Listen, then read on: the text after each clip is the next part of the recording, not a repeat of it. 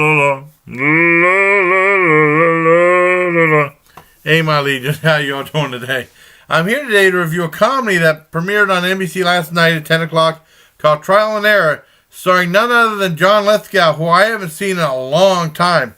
Because growing up in 68, like in especially the 70s, especially the 80s, the very early 90s, John Lithgow was everywhere. He was such a great actor.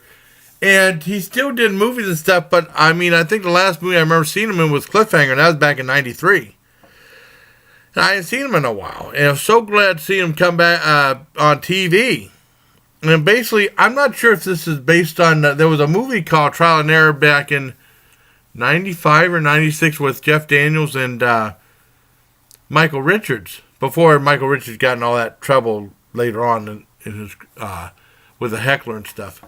And I don't know if this is based on that movie, but I mean, it came out, and basically what it is, it's like a murder mystery comedy. And I didn't know how it was going to play out because NBC has a way of making like stuff with characters in the workplace that which aren't that good. Because they had like Superstore, which is okay, and then they had Powerless, which was horrifically bad. But this show is great. It's really good. I mean, it keeps you guessing. Basically, it's about John Lithgow supposedly murdered his wife. There's probably going to be some reference to like O.J. Simpson type things in it too. But it's not about that. It's about the murder trial and seeing if he did it or not. And these people hired this one guy who's a brand new lawyer to try to help in his defense, help set up a defense for his trial and stuff. And then he meets this one guy, local guy, and then this receptionist lady, who's also on team, played by Sherry Shepherd. Now, I haven't seen Sherry Shepherd in a long time. The only thing I know her from is she was on The View, and then I think she was on WWE a couple times with that with MVP when he was doing this thing.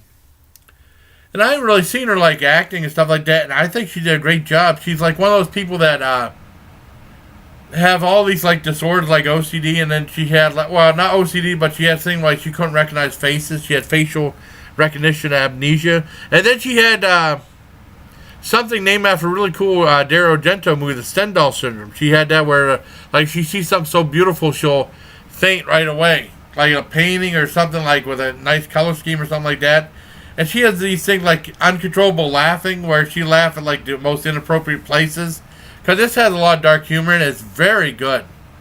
And it keeps you guessing as to whether, because John Lithgow, sometimes you might think he's guilty, and then sometimes you might think he's innocent.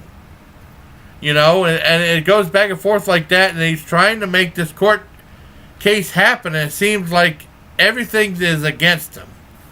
And it plays out like a documentary. And this one, it's not like I love The Office, but a lot of times you see those clips and stuff like that, and you don't know if there's a really crew there. But this time you really get a sense that there's a crew filming this thing for a documentary.